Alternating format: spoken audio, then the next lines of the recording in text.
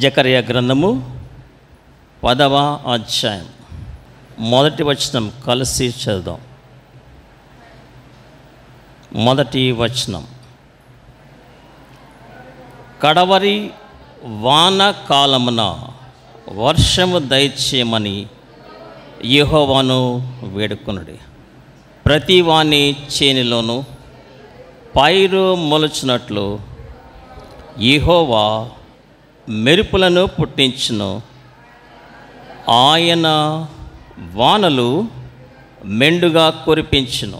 ఈ లేఖనములు దేవుడు దీవించి మనతో మాట్లాడి మనకు కావలసిన వాక్కులు అనుగ్రహించును గాక. ఆమె మనం చదివిన ఈ 10వ అధ్యాయం మొదటి వచనం జకర్యా గ్రంథములో ఈ జకర్యా గారు ప్రవక్త. మనలాంటి సామాన్యమైన వ్యక్తే. దేవుని దృష్టిలో ఎవరైనా ఒకటే. All are equal in the sight of God. దేవుని దృష్టిలో ఎవరైనా, ప్యూన్ అయినా ప్రైమ్ మినిస్టర్ అయినా దేవుని దృష్టిలో ఒక్కటే. కారణం, దేవుడు పక్షపాతి కాడు. అందుకనే ఆయనతో కూడా మొట్టమొదటిగా ఒక దొంగనే తీసుకెళ్లారు కూడా. ఆయన ప్రేమకు, ఆయన యొక్క సార్వభౌమాధికారానికి సాదృశ్యంగా ఉంది. శిలువ మీద దొంగ, పాపనైనా నన్ను కరుణించని కూడా అనలేదు. పాప క్షమాపణ గురించి అసలు ఎక్కడా ప్రస్తావన తీసుకురాలేదు. తండ్రి అని గుర్తెరిగాడు, దేవాది దేవుడు సర్వాధికారి అని గుర్తెరిగాడు. యేసుక్రీస్తు వారే సర్వాధికారి అన్న దేవుడని గ్రహించాడు. అందుకని నీ రాజ్యముతో కూడా.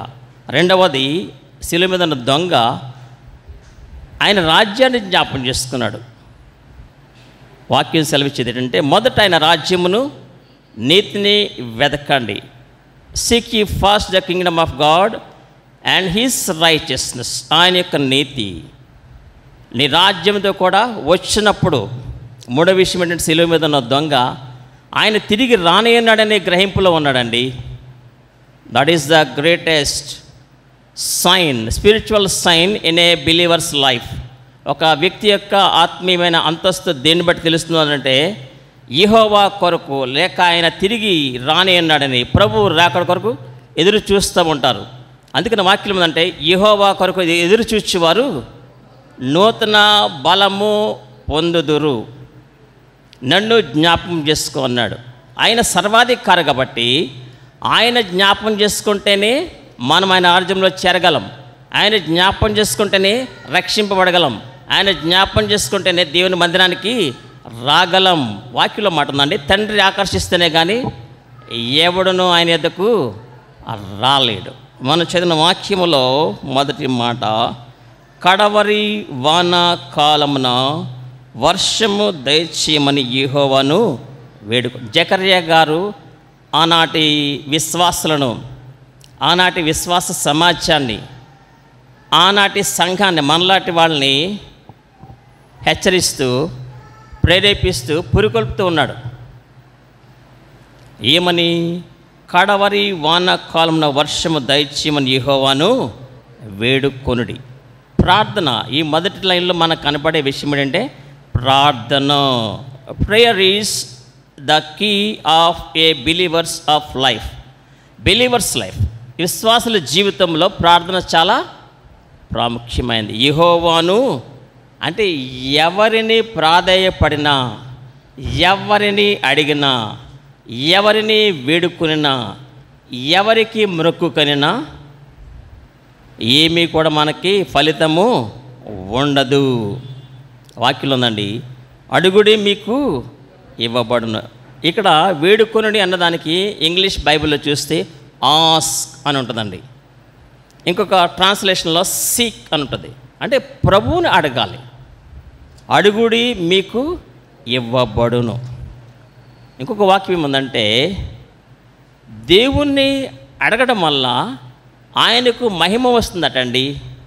ఆయనకు మహిమ కాబట్టి మనము అడగాలి. అందుకని లోకంలో ఏమంటే, అడగందే అమ్మాయినా పేటతో ఏం కావాలి అడగాలి కదా.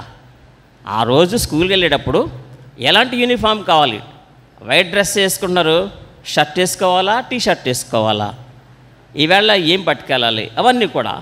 అలాగనని మనము కూడా వాక్యం ఏం తెలియజేస్తుందంటే యెహోవాను వేడుకొనడి అని ఉంది. 2వ లైన్లో ప్రతి వాని చేనులోనూ పైరు మొలుచినట్లు యెహోవా మెరుపులను పుట్టించును. ప్రతి వాని చేను, ప్రతి వాని చేను అంటే వ్యక్తిగతంగా ఆలోచిస్తే ఒకరి యొక్క ఆత్మీయ జీవితం, ఆత్మీయమైన జీవితం. 2వది కుటుంబము, 3వది సంఘము.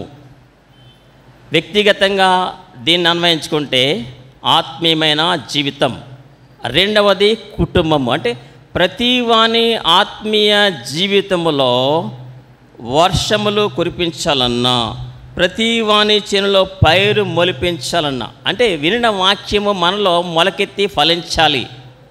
మన ఆత్మీయ జీవితంలో, మన కుటుంబంలో, మన సంఘములో, బ్రాడ్లీ స్పీకింగ్ సంఘములో దేవుడే మన చేనిలోని పైరును మొలిపించాలి. 3వది ఏముందండి ఇక్కడ? ఆయన వానలు మెండుగా కురిపించును. లోకంలో ఉన్న జ్ఞానం ఏంటంటే కప్పలకి పెళ్ళిళ్ళు చేస్తే వానలు వస్తాయి అంటారు. ఇప్పటికే ఉంది ఆచారం. సైన్స్ ఇంత డెవలప్ అయినా, విజ్ఞానం ఇంత విస్తరించినప్పటికీ కూడా చాలా చోట్ల వానలు కురిపించడానికి కప్పలకి ఏం చేస్తున్నారండి? లోకంలో ఏమంటారంటే వరుణ దేవుడు అంటారు. ఒక్కొక్కటికే ఒక్కొక్క పేరు. గాలికి ఒక దేవుడు, వానకు ఒక దేవుడు, చంద్రుడు ఒక దేవుడు, సూర్యుడు ఒక దేవుడు, రకరకాల దేవుడు. కానీ వాక్యం ఏం తెలియజేస్తుందంటే ఆయన వానలు మెండుగా కురిపించు. దేవుడే ఈ వర్షాలు విస్తారముగా కురిపించగలడు. వర్షము కురిపించగలడు, వర్షము మాన్పించగలడు.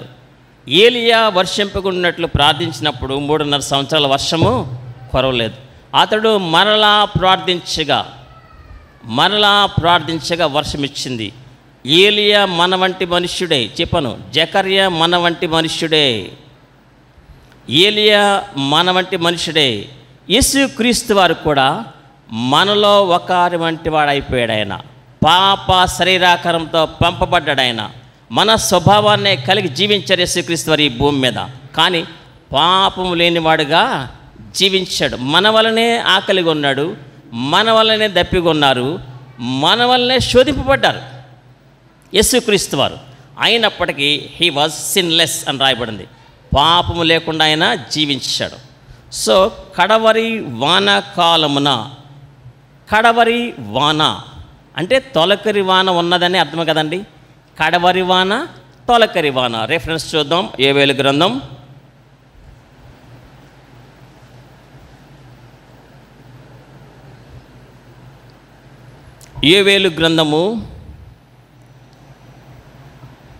2వ అధ్యాయం అండి.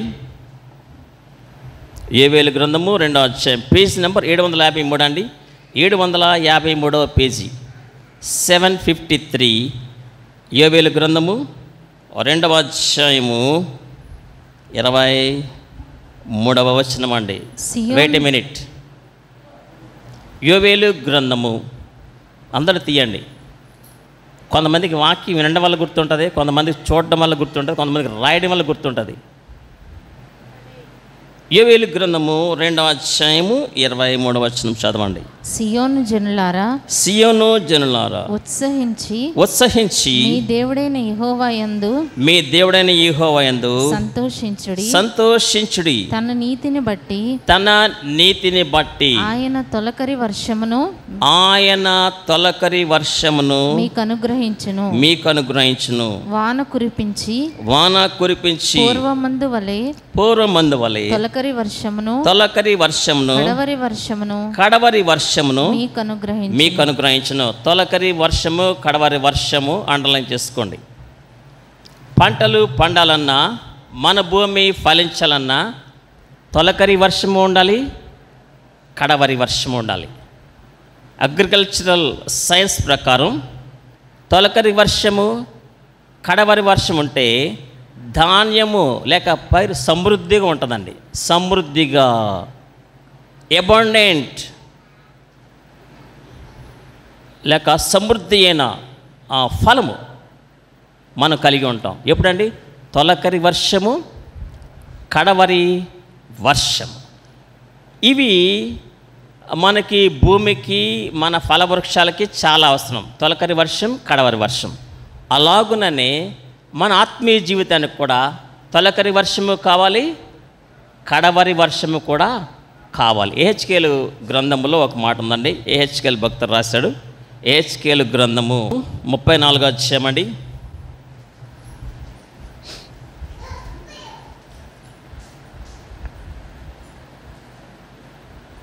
ఏహెచ్కేలు గ్రంథము 34:26.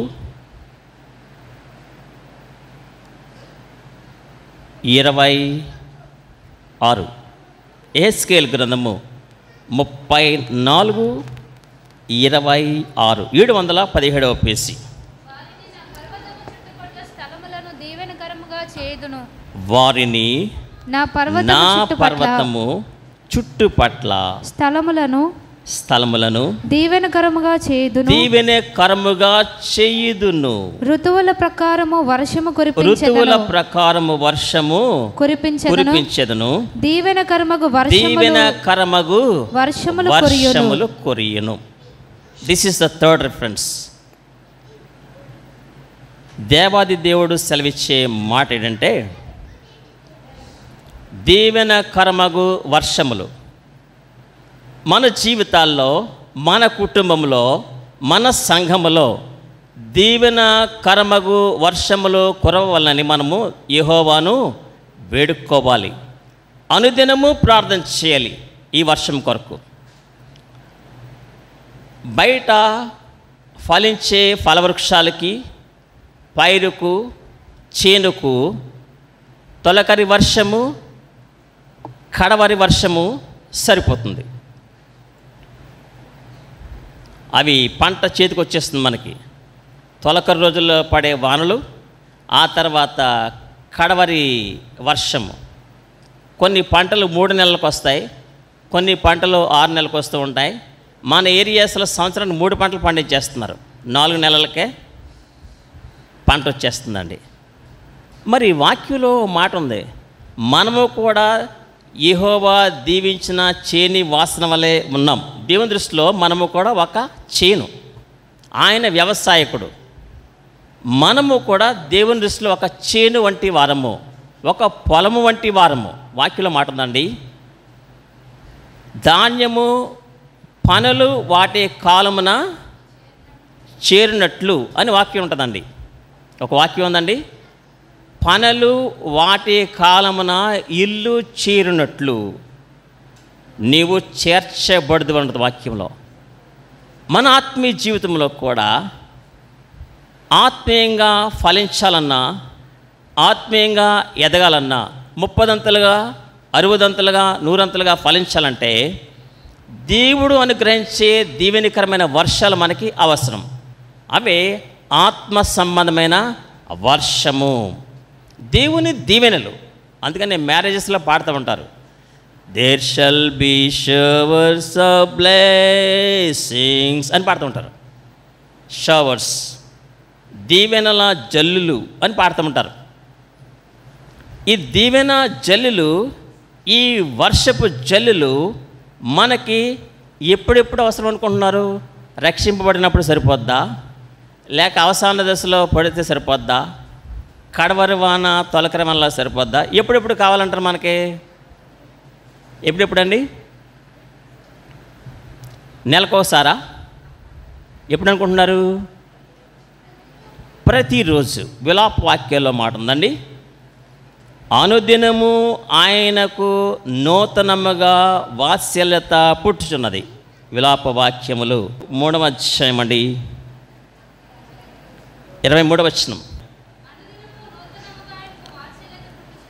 అనుదినము నూతనముగా ఆయనకు వాత్సల్యత పుట్టుచున్నది, నీవు ఎంతైనా నమ్మదగిన వాడవు. మనకి రక్షింపడినప్పుడు ఆయన వాత్సల్యత సరిపోదంటారా? రక్షింపడ్డాం కదా, ఆ మొదటి రోజున ఆయన వాత్సల్యత చాలదా? చాలదు. కాబట్టే అనుదినము నూతనముగా ఆయన వాత్సల్యత అక్కడ ఏమి రాయబడిందండి? పుట్టుచున్నది. హీ క్రియేట్స్, పుట్టించున్నాడు మన పట్ల, ఆయన పుట్టించుకుంటున్నాడు నూతనంగా వాత్సల్యత. మనమైతే కనుక 3 రోజుల క్రితం పప్పుసారు ఇవాళ శుభ్రంగా మనకు తెలదు కదా. భార్యలు చాలా జిమ్మికలు చేస్తుంటారండి బ్రదర్స్, గుర్తుపెట్టుకోండి. భార్యలు చాలా జిమ్మికలు చేస్తూ ఉంటారు, మనం గ్రహించలేం. మనం గ్రహించలేనంతగా, మనం గుర్తించలేనంతగా జిమ్మికలు చేస్తుంటారు. అంటే నేను చూశాను కాబట్టే చెప్తున్నాను, విత్ ఎక్స్పీరియన్స్. 3 రోజుల నాటి పప్పుచారు కూడా ఫ్రెష్గా వేడి చేసి అందులో 4 కొత్తిమీర ఆకులు, 4 కరివేపాకు రెబ్బలు, కొంచెం జీలకర్ర పొడి అలా జల్లి వేడి చేశారంటే ఫ్రెష్. ఇప్పుడే ఏంటి ఫ్రెష్గా కాసినప్పుడు ఉన్నటువంటి పప్పుచారు టేస్ట్ కంటే 3 రోజుల తర్వాత పప్పుచారు మరింత టేస్ట్ వచ్చేది. అది ఒక జిమ్మిక్కు, అది ఆడోళ్ళకి తెలుసు. నూతనముగా వాత్సల్యత దేవునికి పుట్టుచున్నది. మనమైతే పాత బెల్లం, పాత చింతపండు అంటూ ఉంటాం, పాత కారం, పాత పసుపు. కొత్తది వచ్చేటప్పటికల్లా పాతది అయిపోద్ది కారం. ఏంటి ఈ వేళ వరకు మనం వాడతాం, సాయంకాలం మనం కారం ఆడించి తెచ్చేటప్పటికల్లా పాత కారం వేసానండి ఇంకాను, కొత్తది వేయలేదండి ఇంకాను అంటూ ఉంటారు. అబ్బే ఒక గంటలోనే ఉన్న కారం వల్ల పాత కారం అయిపోతూ ఉంటుంది. కానీ దేవుడు మాత్రం అనుదినము ఆయన యొక్క వాత్సల్యత మన పట్ల నూతనముగా పుట్టించుచున్నాడు. కారణమేంటంటే ప్రతిరోజు ఆయనకి ఏదో విషయంలో ఆయాసం కలిగిస్తూనే ఉంటాం, ప్రతిరోజు ఆయన గాయాన్ని రేపుతూనే ఉంటాం, ప్రతిరోజు ఆయన కోపం రేపుతూనే ఉంటాం. ఆయన కోపాన్ని మనము ఏదో ఒక క్షణంలో రేపుతూనే ఉంటాం. కనుక ఏంటంటే అవి మర్చిపోతున్నామండి. నూతనంగా పుట్టిస్తున్నాడు అర్థం ఏంటంటే నిన్నటి దినం మనం చేసిన ఆ తప్పులు, ఆ పొరపాట్లన్నీ కూడా దేవుడు ఏం చేస్తున్నాడండి? క్షమిస్తున్నాడు అని అర్థం. క్షమించటకు సిద్ధ మనసు గలవాడు. మనము దేవునికి ఉట్టినే కోపం వచ్చేది, దేవునికి ఉట్టినే కోపం వచ్చేది. ఆ సంగతే నాకు తెలుసు. మీకు తెలుసా విషయం? దేవునికి ఉట్టినే కోపం వస్తున్న సంగతి మీకు తెలుసా? ఎంతమంది తెలుసు? చేస్తాండి. దేవునికి ఉట్టినే కోపం వచ్చేది, ఆ సంగతి నాకు తెలుసు. నాకు కూడా తెలుసు. బ్రదర్ నోటి చేతులు ఎత్తండి. తెలుసా? దేవునికి ఉట్టినే కోపం వస్తున్న సంగతి తెలుసా? మనకి ఉట్టిన కోపం వస్తలేదా? వస్తుందా? ఉట్టినే కోపం వచ్చేది మనకి. ఆడి కూతంత లేడు లక్కీగాడు, ఆడికింత సర్రన కోపం వచ్చేది. దానికి బెత్తులు లేడాడు. ఎందుకంటే మన దేవునికి ఉట్టినే కోపం, ముక్కు మీద కోపం అని చెప్పడానికి, కానీ మనకి కోపాలు వస్తలేదా? ఆయన స్వరూపము, ఆయన పోలిక, ఆయన స్వభావం మనలో ఉంది కాబట్టి మనకి సరైన కోపము. కొంతమంది ఆడవాళ్ళు ఉట్టినే పెంగాణి ప్లేట చేతులు ఏముందని చూడకుండా టపాక్ విసిరేస్తారు, అంతే గోడకేసి కొట్టేస్తారు ఆడవాళ్ళు. చూశానండి బాబు, మరి మీరు చూసారో లేదో? మాకు కూడా చూపండి బ్రదర్, మేము చూస్తామంటే మీరు కూడా రండి. వాళ్ళు సరిగ్గా పగలగొట్టేప్పుడే మిమ్మల్ని తీసుకెళ్ళి చూపెడతాను. Okay, I'm ready. మీరు కూడా రెడీ అన్నవాళ్ళు నాకు చెప్పండి. ఎవరు ఎక్కడ ఎలా ప్లేట్లు పగల కొడతానన్నది నాకు తెలుసు, తీసుకెళ్తాను మిమ్మల్ని. ఓకే, మనము ఆయనకు ప్రతి దినము ఏదో ఒక విషయంలో కోపం కలిగిస్తున్నాం, బాధ కలిగిస్తున్నాం, ఆయాసం కలిగిస్తున్నాం, ఆయన గాయాన్ని రేపుతున్నాం. కాబట్టి అనుదినము కూడా మన విషయంలో అనేక వాత్సల్యాన్ని నూతనముగా మన విషయంలో పుట్టించుకుంటాం. మన బిడ్డల విషయాలు అలాగుంటూ ఉంటాం. ముందు రోజు చేసిన విషయాలన్నీ మర్చిపోతాం, మళ్ళీ రిఫ్రెష్ అయిపోతూ ఉంటాం. సరే, ఇప్పుడు మన అంశానికి వచ్చేద్దామండి. జకర్యా గ్రంథంలో 10వ అధ్యాయంలోకి వచ్చాం మనం. కడవరి వానాకాలం అంటే చెప్పాను, కడవరి వాన, తొలకరి వాన. ఈ వాన దేనికి సాదృశ్యమని మీకు చూపించాను. యెహెజ్కేలు గ్రంథంలో దీవెనకరమగు వర్షములు. చూడండి, ఈ యెహెజ్కేలు గ్రంథం మనం చదివిన దాంట్లో 26వ వచనంలో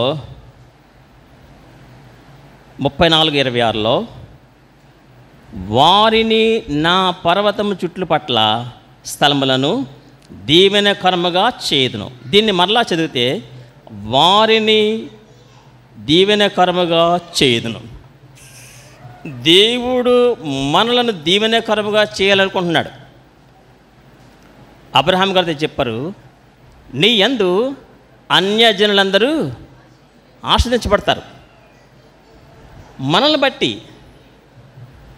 మన ఆస్తిని బట్టి కాదు, మన అంతస్తుని బట్టి కాదు, మన చదువుని బట్టి కాదు, మన ఆత్మీయ జీవితాన్ని బట్టి అన్యజనులందరినీ కూడా దేవుడు ఏం చేస్తానండి? దీవిస్తానంటున్నాడు. కనుక మనము దేవునికి ఏమని ప్రార్థన చేయాలి? కడవరి వానాకాలమున వర్షము దయచేయమని యెహోవాను వేడుకోవాలి. అంటే ఆత్మ సంబంధమైన వర్షము, హెవెన్లీ రైన్, పరలోక వర్షము కొరకు దీవించమని మనం ఏం చేయాలండి? ప్రార్థన చెయ్యాలి, దీవించమని చెయ్యాలి.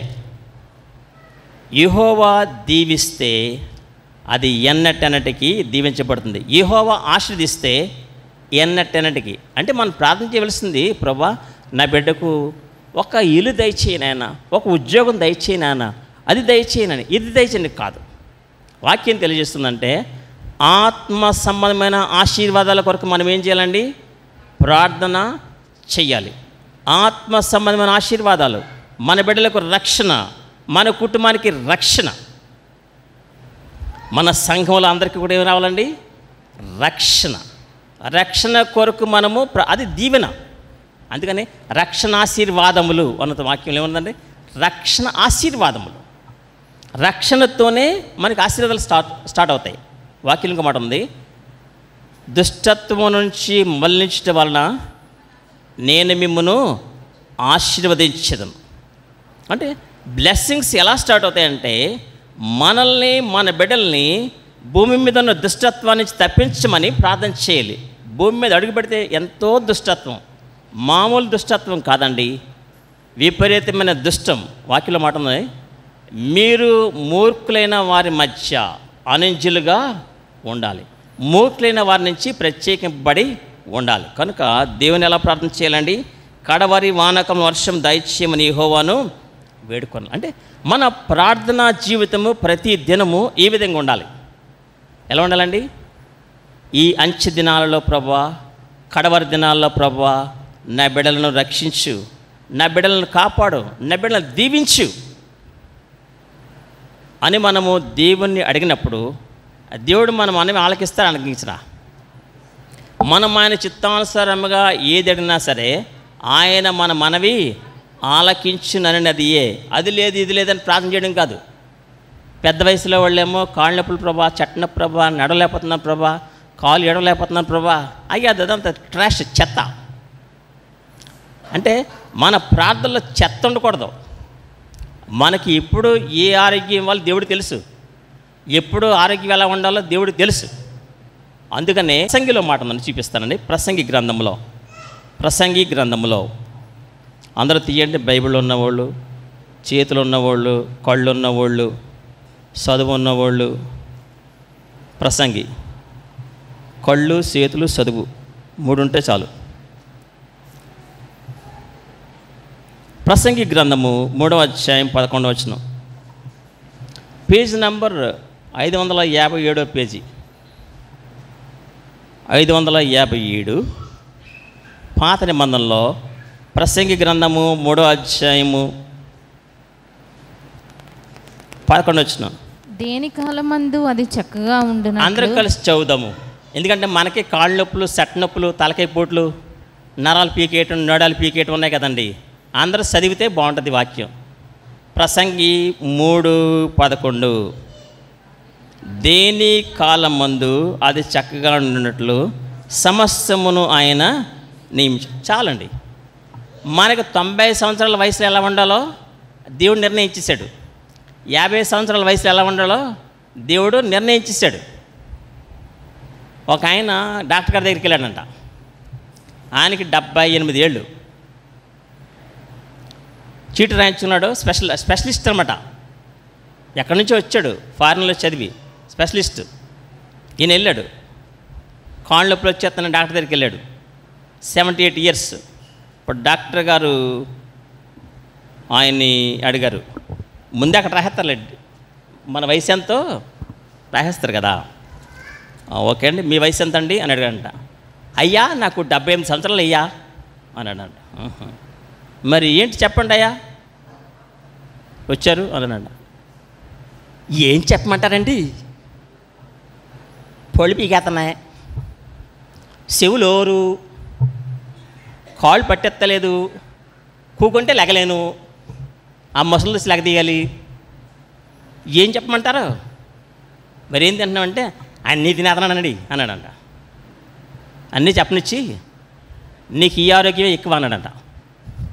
ఏమన్నాడు డాక్టర్ గారు? ఏదో వాదార్చి, డాక్టర్లు చూస్తే కొంతమందికి సగం జబ్బు తగ్గిపోద్ది తెలుసా మీకు, సైకాలజీ. డాక్టర్లను చూస్తే కొంతమందికి సగం జబ్బు తగ్గిపోద్ది, డాక్టర్లు వాదారిస్తే మిగిలిన జబ్బు తగ్గిపోద్ది. ఏమీ లేదమ్మా నీకు, ఏదో వయసుని బట్టి కాల్షియం తక్కువ ఉట్టిది, ఆ ముసలిదానికి నడుమంతా తరిగిపోద్ది, డాక్టర్ చెప్పడం.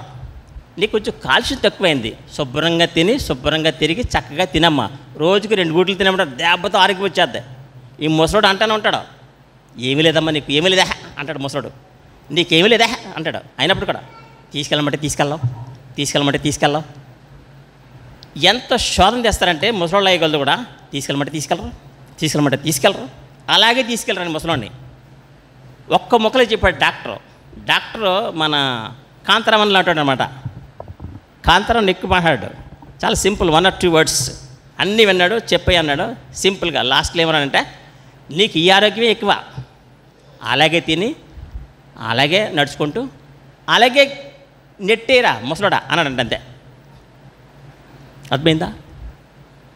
మనం చదివిన ప్రసంగి గ్రంథంలో దేని కాలమందు అది చక్కగానున్నట్లు ఆయన సమస్తమును నియమించేశాడు. మనం చేయకూడని పనులు చేసే మనం కొన్ని బాధలు తెచ్చుకుంటున్నాం. చదివిన జకర్యా గ్రంథం 10వ అధ్యాయంలో 2వ లైన్లో ప్రతి వాని చేను అంటే ఏం చెప్పానండి మీకు, వ్యక్తిగత జీవితం, ఆత్మీయ జీవితం, కుటుంబము, సంఘములో కూడా దేవుడు దీవెనకరమైన వర్షాలు కురిపించాలని మనం ప్రార్థన చేయాలి, దీవించమని ప్రార్థన చేయాలి. యెహోవా దీవించిన చేను వలె మనం ఉండాలి. అప్పుడు 3వ వచనంలో యెహోవా మెరుపులను పుట్టించిన, ఆయన వానలు మెండుగా కురిపించను. మెరుపులు వానలు అంటే సమృద్ధి అయిన దీవెనలు. అడిగితే సమృద్ధిగా అడిగితే దేవుడు మన ఎలా దీవిస్తాడంటే సమృద్ధిగా. మనం పాట పాడుకుంటాం కాదు, దీవించవే సమృద్ధిగా కొనసాగం. నాకు రాదు, సగం పాట వచ్చు, తెగ పాడతాం. పాట కాదు, ఆస్ అని 100 వాక్యంలో పాటలు ఎన్నైనా పాడతాం, పాటలు కాదు. దేవుణ్ణి మనము దీవించమని అడిగితే మెండుగా దీవిస్తాడు, సమృద్ధిగా దీవిస్తాడు. అందుకనే ఆయన జీవము గల జీవజలముల ఊట. అడిగితే చాలండి, సమృద్ధిగా దీవిస్తాడు. ఇక్కడ మెరుపులు తర్వాత మెండైన వానలు దేనికి సాదృశ్యంగా ఉన్నాయంటే దేవుని సమృద్ధి అయిన దీవెన.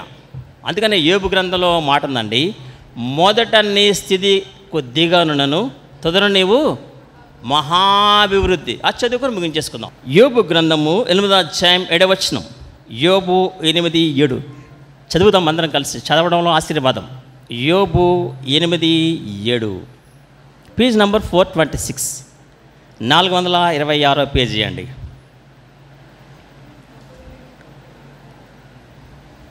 అప్పుడు నీ స్థితి మొదట కొద్దిగా నుండినను, తుదను నీవు మహాభివృద్ధి. ఆ పాస్టర్ గారు ఈ ఊరు వచ్చినప్పుడు అండి సైకిల్ మీద వచ్చాడండి, పాస్టర్ గారండి. వచ్చి 10 ఏళ్ళు అవ్వలేదండి. అదిగోండి అక్కడేమో చర్చ్ కట్టాడండి, ఇక్కడేమో ఇల్లు అండి, కారు కొన్నాడండి. వాళ్ళ ఆవిడకు ఒక స్కూటీ, ఆయనకు ఒక బండి అండి. ఇవన్నీ ఎక్కడి నుంచి వచ్చినాయి? వచ్చినప్పుడు ఎలా వచ్చాడు అంటే మనం కూడా కొంతమంది చూసాం, అలాగా నేను చూశాను. కొనుక్కోవడానికి సైకిల్ లేనోళ్ళు కూడా ఇప్పుడు విమానాల మీద తిరుగుతున్నారు. ఎలా తిరుగుతున్నారు? ఇదే వాక్యం. మొదట నీ స్థితి కొద్దిగా నున్నను, తుదను నీవు మహాభివృద్ధి. మందిరంలో అడుగు పెట్టేటప్పటికల్లా నీకు ఆరోగ్యం లేకపోవచ్చు, మందిరానికి వచ్చే కొద్ది కూడా మంచి ఆరోగ్యం. వాక్యం మాట ఉంది, 10 మంది శుద్ధులైన కారా అనే సందర్భంలో వారు వెళ్ళుచుండగా శుద్ధులే. వెళతా ఉంటేనే శుద్ధి, మందిరానికి వస్తూ ఉంటేనే మహాభివృద్ధి, అభివృద్ధి, ఆశీర్వాదము, మహాభివృద్ధి. వృద్ధిలోకి తీసుకొచ్చేస్తాడు దేవుడు. మన బిడ్డలు అత్యున్నతంగా ఆశ్రయించబడాలని కోరుకుంటే మనము ప్రార్థన చేయాలి, వాళ్ళు ప్రార్థన నేర్పించాలి. అందుకనే ఎస్తేరు గురించి అప్పుడప్పుడు చెప్తూ ఉంటారు, పక్షిరాజు ఏ విధంగా బిడ్డలకు ఎగరడం నేర్పుతుందో మన బిడ్డలకు ఇప్పటి నుంచే ప్రార్థన, రానైనా ప్రార్థన చేసుకుందాం. ఇప్పుడు మీ బిడ్డలకి కుటుంబ ప్రార్థన మీరు నేర్పించారనుకోండి, రేపు ఆటోమేటిక్గా వాళ్ళ బిడ్డలకి కుటుంబ ప్రార్థన నేర్పేస్తారు, వాళ్ళ బిడ్డలకి కుటుంబ ప్రార్థన. కుటుంబ ప్రార్థన నుంచి ఆశీర్వాదాలు స్టార్ట్ అవుతాయి. గుర్తుపెట్టుకోండి, రోగాలు పోవాలన్నా, ఆశీర్వాదాలు మనం పొందుకోవాలన్నా, కీడు నుంచి తప్పించబడాలన్నా మెయిన్ థింగ్ కుటుంబ ప్రార్థన. ఇంగ్లీష్లో ఏమంటారంటే ఫ్యామిలీ ప్రేయర్, ఫ్యామిలీ ఆల్టర్. కుటుంబంగా దేవునికి సమర్పించుకోవడం అంటే కుటుంబ ప్రార్థన అయితే గంటలు చేయట్లేదు.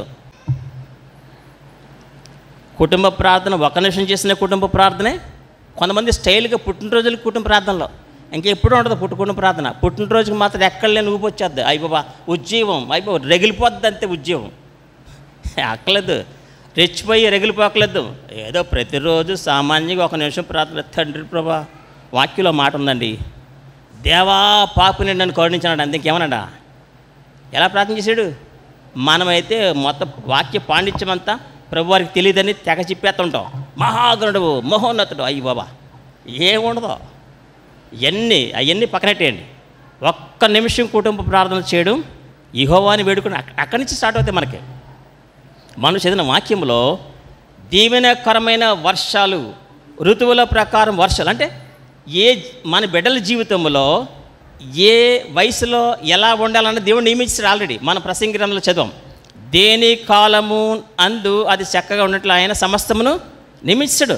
మన బిడ్డల లైఫ్ని నియమించాడు, మన జీవితాన్ని నియమించాడు, మన బ్రతుకులైనా సెట్ చేశాడు. ఆయన సెట్టింగ్లోకి మనం వెళ్ళిపోవాలంతే. వాక్యం చదివించింది గ్రేస్. ఆశానిగ్రహం ఉన్నది జ్ఞానమును ఏమన్నది వాక్యంలో? అమర్చుకొనుడి అన్నది వాక్యంలో. అమర్చుకుంటాం.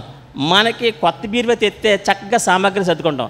అందులో పట్టు చీరలు, ఇందులోనేమో తాళం చేతులు, ఇందులోనేమో బంగారం, అందులో ముక్కు పడకలు, ఇందులోనేమో పట్టీలు, అయ్యి బాబా, అందులో భర్తగారి, ఇందులో పిల్లగాలి, అయ్యి బాబా, తెగ సర్దుకుంటాం కదా. ఆ సర్దుకోవడం కాదు, ఆత్మీయంగా మనము ప్రభు సెట్టింగ్స్లోకి వెళ్ళిపోవాలంతే. ఇల్లు అమర్చుకోవడం కాదు, మనం ఆత్మీయ జీవితాన్ని అమర్చుకొని ప్రభు మార్గంలో మనం కొనసాగ. దేవుడు మనలను క్షేమకరమైన ఆశీర్వాదం ఇచ్చి ఋతువుల ప్రకారం వర్షం కురిపించి 50 సంవత్సరాల వయసులో ఉండవలసిన ఆరోగ్యం మనకు దేవుడు ఇస్తాడు. డాక్టర్ దగ్గరికి వెళ్ళక్కర్లేదు, ఆయనే పరమవైద్యుడు. కాబట్టి డాక్టర్ దగ్గరికి వెళ్ళి మన స్క్రీనింగ్ టెస్ట్లో ఈ మధ్య అన్నీ వచ్చేసినాయి కదండి. ఈ మధ్యకాలంలో ఈజీగా ఎలా మొదలెట్టారంటే టెస్ట్లో ఏమంటే ప్యాకేజ్ ఉంది సార్, విడివిడిగా చేయమంటే ఆడికి 2-3 గంటలు పట్టేద్ది. కాబట్టి మిషన్ వచ్చేసినప్పుడు మిషన్లు పెట్టేస్తారు అంతే. అది నోరాలంటుంది అలాగా అని అందులో పెట్టేస్తారు అంతే. బ్లడ్ వచ్చేది 2 నిమిషాల్లో రిపోర్టు. అన్నీ బాగానే ఉన్నాయండి. ఇదంతా ఫాల్స్ రిపోర్ట్, అది మీకు తెలీదు. మిషన్లు వచ్చేవన్నీ కూడా ఫాల్స్ రిపోర్ట్సే. మనమేమో పోలే 18 వందలు పోతే పోయింది, కానీ రిపోర్ట్స్ అన్నీ నార్మలే, బాగానే అనుకుంటాం. మనం ఉటిది ఏమీ ఉండదు. మనము ప్రతి దినము కూడా యెహోవాను ఏం చేయాలి? వాక్యంలో వేడుకొనండి. అడగడం వేరు, వేడుకొనటం వేరు. అడగడం అంటే డిమాండింగ్ అనమాట. డిమాండింగ్ ఎలా ఉంటుందంటే భర్తల డిమాండింగ్, ఏమే కాఫీ పెట్టు, అయ్యి బాబా, ఏమే కాఫీ పెట్టా. కొంతమంది కొంచెం గ్రేసీ లాంటి వాళ్ళు, కొంచెం అడ్వాన్స్డ్గా ఉన్నవాళ్ళైతే కనుక ఏంటి నోరు ఇంకా కొంచెం పిచ్చి లెగుతుంది, పిచ్చు వాయిస్ కొంచెం పిచ్చి తగ్గించు. కాఫీ పెట్టంటే సరిపోద్ది కదా, పిచ్చి తగ్గించు. వేడుకొనుడి అన్నది అండర్లైన్ చేసుకోండి. వేళ మీరు గుర్తుపెట్టుకోండి, దేవుణ్ణి వేడుకొనాలి. ఏమని?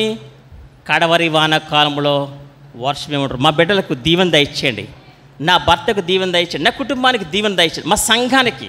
అంటే ప్రార్థించవలసిన అంశాలు మన గురించి, మన కుటుంబం గురించి, మన సంఘం గురించి మనము ప్రార్థన చేయాలి. అప్పుడు దేవుడు దీవెనకరమైన వర్షాలు కురిపిస్తారు, సమృద్ధిగా కురిపిస్తారు. జకర్యా గ్రంథం 10:12. నేను వారిని యెహోవా యందు బలశాలులుగా చేయుదును, ఆయన నామము స్మరించుచు వారు వ్యవహరింతురు, ఇదే యెహోవా వాక్. దేవుడు మనలను ఆయన బలశాలులుగా చేస్తారండి, బలవంతులు. అందుకని వాక్యంలో ఒక మాట ఉందండి, యవన కాలం మందు పుట్టిన కుమారులు బలవంతుని చేతిలో బలం కలిగి ఉంటాం. దేవుని చేతిలో బలశాలుగా ఉంటాం మనం. అంటే దేవుడు తన పని కొరకు, మన ఇంట్లో కూడా అంతే కదండి. కొంచెం బలంగా ఉన్న వాళ్ళకే చేపలు తోమడం పని చెప్తాం, బలహీనంగా ఉన్న వాళ్ళు చేపలు తోమని చెప్తామండి. బలంగా ఉన్న వాళ్ళకి బట్టలే పిండి ఆరేయమ్మని చెప్తూ ఉంటాం. బలహీనంగా ఉన్న వద్దులే నువ్వు ఆరేయలేవు. ఎండలో గుమ్మడొడియాలు పెట్టాలంటే, ఎండలో పిండొడియాలు పెట్టాలంటే బలహీనంగా ఉన్న వాళ్ళు చెప్తామండి, వద్దు నువ్వు వద్దు, ఎండకి బాబు కళ్ళు తిరిగిపోతాను, వద్దు నువ్వు ఉండమ్మా, దా. నాలాగా దుక్కలాగా ఉన్నవాళ్ళు తీసుకెళ్తారు పైకి, దా నువ్వు దా.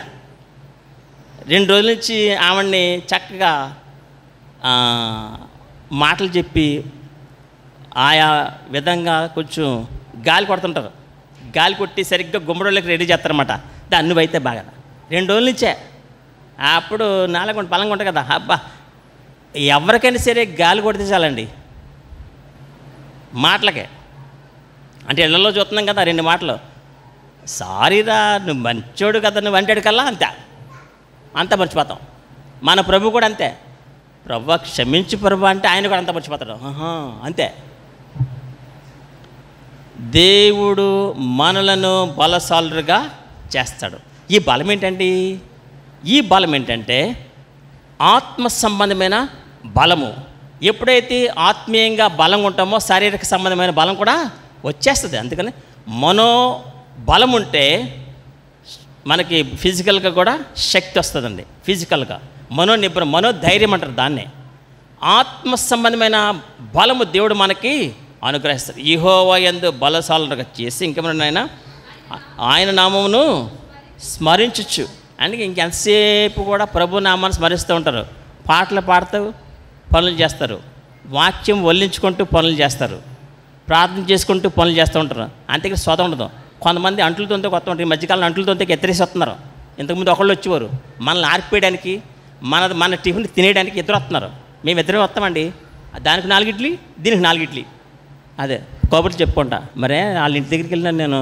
ఆవిడ ఎలాగంత, ఆవిడకి బీపీ అంట 180 ఉందంట. ఎవరో బీపీ గురించి వెళ్ళి మాడుకుంటాం. మరి మాడుకుంటాం వల్ల ఈవిడ కానీ కలిసి వస్తుందా? పోనీ ఆవిడకి బీపీ తగ్గిపోద్ది అంటే అంట్లో అంటే నేను వింటూ ఉంటాను నేను. ఆవిడకి బీపీ 180 అంటే పాపం వాళ్ళ ఆయన ఎంత బాధపడిపోతున్నాడో, పాపం ఇబ్బంది పడిపోతున్నాడు వాళ్ళ ఆయన అంటూ ఉన్నారు వాళ్ళు. ఇలాంటి సొద ఉండదు. ఆయన నామమును స్మరించుతూ వ్యవహరిస్తున్నట్టు అర్థం ఏంటంటే అనవసరమైన సొద మన ఇళ్లలో ఉండదు. దేవుని నామాన్నే స్మరిస్తాం, ఆయన పాటలే పాడుతూ ఉంటాం, ఆయన వాక్యాలను నెమరు వేసుకుంటూ ఉంటాం స్తుతి గానాలతో. అందుకని వాక్యంలో మాట ఉందంటేనండి, చెప్పన సఖ్యమును మహిమాయుక్తమైన సంతోషం పొర్లుకొచ్చేస్తాం. అంతే పాట పాడుతాను. కొంతమంది పాట పాడుతుంటారు, సంతోషం పొంగింది పొంగి పొర్లేదు పాడుతాం. ఉట్టిది నిజమైన సంతోషము. చెప్పన సఖ్యమును మహిమాయుక్తమైన సంతోషం గలవారమై ఆనందించాలంటే ఆయన నామమును స్మరించాలి. ఆయన నామమును గొప్ప చేయాలి. అంటే ఆయన నామను స్మరించాలంటే స్తుతి స్తోత్రం కాదు. అక్కడ కొంతమందికి ఇలాగ మాట్లాడుతాను, మాకైతే చాలా ఏముండదు. స్తుతి స్తోత్రాలు ఏముండదు. రియల్గా హృదయంలో నుంచి రావాలి. హృదయంలో నుంచి ఆనందము తన్నుకుంటూ రావాలి. అప్పుడు మనం ఆయన యందు బలశాలుగా ఉంటాం. దేవుడు మనలను బలపరుస్తారు. యెహోవా యందు ఆనందించడం వల్ల మీరు బలం పొందుదురు. యెహోవా యందు ఆనందించే వారంగా ఉంటాం, యెహోవా యందు సంతోషించే వారంగా ఉంటాం, దేవుని నామాన్నే స్మరిస్తూ ఉంటాం. ఆశీర్వాదము వెంబడి ఆశీర్వాదము, కృప వెంబడి కృప. ప్రభువా నీ పరిపూర్ణత నుండి పొందితిమి కృప వెంబడి కృపను. దేవుణ్ణి అడిగి పొందుకుంటే ఆయన సమృద్ధిగా దీవెన అనుగ్రహిస్తాడు, కృప వెంబడి కృప. మన ఇంట్లో ముగ్గురు పిల్లలు అనుకున్నారండి, ముగ్గురు పిల్లలకి కృపిస్తాడు. ముగ్గురు పిల్లలకి భర్తలు, వాళ్ళ ముగ్గురికి దేవుడు కృపిస్తాడు. కావాల్సినంత కృప. మన ఇంట్లో లెక్కలుగా తలకాయలు లెక్కేసుకుని తెస్తూ ఉంటాం. ఒక్కోసారి బూర్లు బయట ఇంట్లో చేసుకుంటే ఎన్నైనా చేసుకుంటాం. కొన్ని తెచ్చినప్పుడు బూర్లు 6 ఉంటే 6 ఏళ్ళు 12కి ఎక్స్ట్రా ఒక 4 తెస్తుంటాం. ఎందుకని ఎక్స్ట్రా కావాలంటే తింటారని. మన దేవుడు అలా కాదు, లెక్కలేసుకోడు. సమృద్ధి అయిన ఆశీర్వాదము, సమృద్ధి అయిన మేలులు దేవుడు అనుగ్రహించే వాడుగా ఉన్నాడు. దేవుడు కొద్ది మాటలు దీవించిన గాక. ఆమె.